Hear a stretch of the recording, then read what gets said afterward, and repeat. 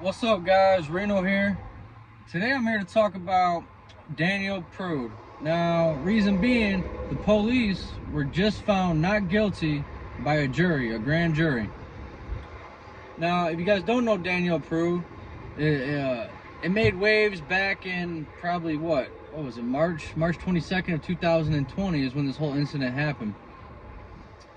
And it died off for a couple months because there was no footage, no body cam footage. And now it's back because, yeah, police were just found not guilty after the grand jury. So if you guys don't know about him, Daniel Prude was 41. He lived in Chicago his whole life. He went to go visit in Rochester, New York with his brother, to visit his brother for a while. Now, the day before this incident, Daniel Prude was actually hospitalized for having suicidal thoughts and by his brother. I think it was just within a few hours later he was released under supervision to his brother. Again, they go home. A lot of details are left out what happened in the house that night, but his brother was the one who actually ended up calling the cops on Daniel Prude. Joe Prude called the cops on him, his brother, because late at night Daniel Prude took off naked into the night, naked, running. He gets down the road a little bit. Now, witnesses have come out and said they seen him out there running naked, yelling, cussing, saying he's got COVID, I got COVID, I got COVID, and all this other crazy stuff, and spitting at these witnesses, spitting at them. Now, that happened. Police finally get calls. They finally catch up to him. They find him after he actually just busted out a window at a Metro PCS over there on Jefferson Street. Like, yo, what the hell did Metro PCS do to you, man? That's the little man. You're supposed to be helping him. But I digress, not the point. They catch up to him. Now, as soon as they get up to him, he's already yelling, I want your gun, I want your gun, towards the police. He is yelling these things. I want your gun, I want your, what do you say, I want your mace. A whole bunch of crazy things he's yelling at police. So, already they're taking caution. They get up to him. He's spitting at him, actually. He's even spitting at him. So they put a mesh mask over his face with probably thousands of little holes in it. So yes, he could breathe. People thought the mesh mask was restricting his airflow. No, it wasn't. But I'm going to show you all the video and we'll go from there. All right. Look at my balls. I got shit on my head. Get the fuck away from me. Give me your gun. I need it. Give me your gun. I need it. Scoop Crazy is here. Give me your gun. I need it, man. Please. I just grabbed him with my fucking... I mean that. Yeah, sir, you don't got AIDS, do you? Days straight now. You got HIV? Hell no. Look at this bitch. Take these up off. We will in a little bit. Jamie, I'm beating Jamie pussy up. Give me the mace, man. I mean, take this shit out of my face. I mean that. Let me eat some shit.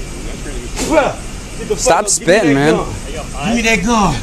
Give me that gun. No, you're gonna sit down. All right. Take this shit out of my face. No, I got him. I got him. I'm already in there. Drag me, kill me. And Jesus gun on me. I'll say something real quick. Y'all see how, even though he was handcuffed, he was still almost able to get the cop's gun in his possession. He started reaching up towards the cop. Now, it's happened before where people were handcuffed, got the cop's gun in their possession, and then shot the cop. All right, back to the video.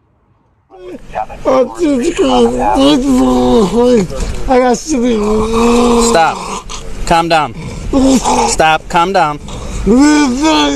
Calm down, okay? Get your feet on me. Get your food. Get the fuck out. Scoop Crazy. Scoop Crazy. Take the fuck. Calm down, man. Relax, dude. Okay, son.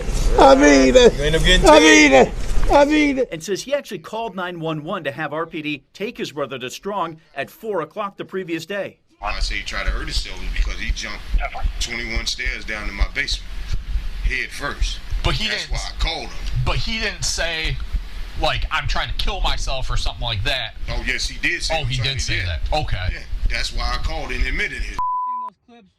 What do you guys think? Leave your comments below. Leave your thoughts below.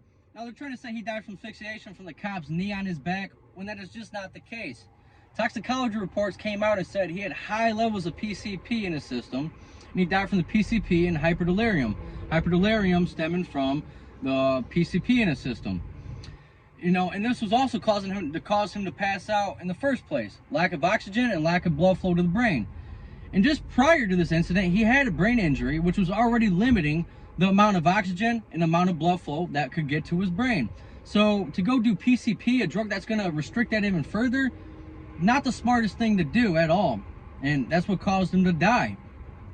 A grand jury even noticed that. A grand jury of several different races came out and said, hey, yeah, it was not police brutality that caused this man's death, when it was not. Now, what was I gonna say? We gotta stop this whole race thing, okay?